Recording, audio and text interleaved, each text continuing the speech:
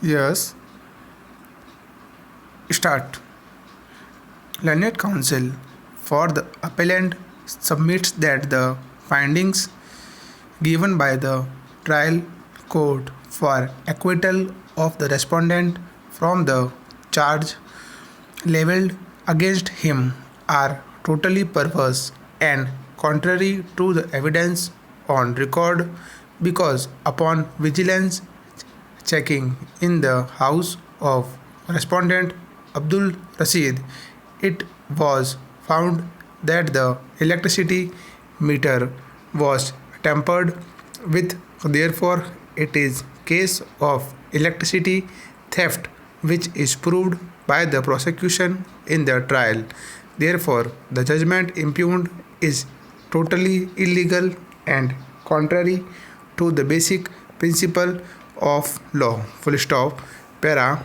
Learned counsel for the further argued that a trial court has committed an error while not analyzing the prosecution in right prospect, so also has failed to consider the fact that VCR sheet was drawn at the time of vigilance checking in which meter was found in broken condition. Therefore, it cannot be said that the prosecution has not proved its case beyond reasonable doubt. There is ample evidence on record upon which the accused respondent is to be convicted, but while giving wrong and perverse finding, the trial court has acquitted the respondent. Therefore, leave to appeal may be granted. Para. Per contra, learned counsel for the respondent submits that in operative part of the judgment, learned trial court considered the statement of witness Locase JEN, so also the SHO of concerned police station in which there are major contradiction. So also in the trial the meter in question was not produced by the complainant before the court, more so the witness full stop is also on the directors of the company, but he is having 0.75% shareholdings in it and has attended only a few meetings on the board of directors of the company, and petitioner was never entrusted with the control and management of the company, and the petitioner is not responsible for the day to day affairs of the same, and therefore he cannot be made an accused merely by the reason that he happens to be one of the directors of the company.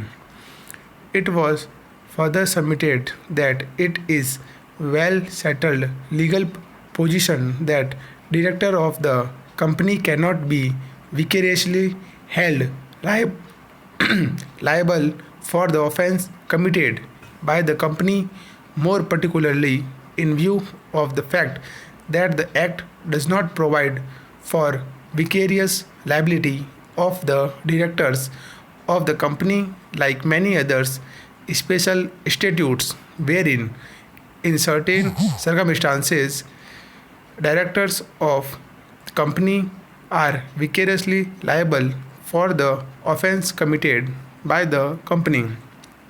It was also submitted that there is clear and specific provision in the statute a director or other officer of the company cannot be made liable for the offense committed by the company.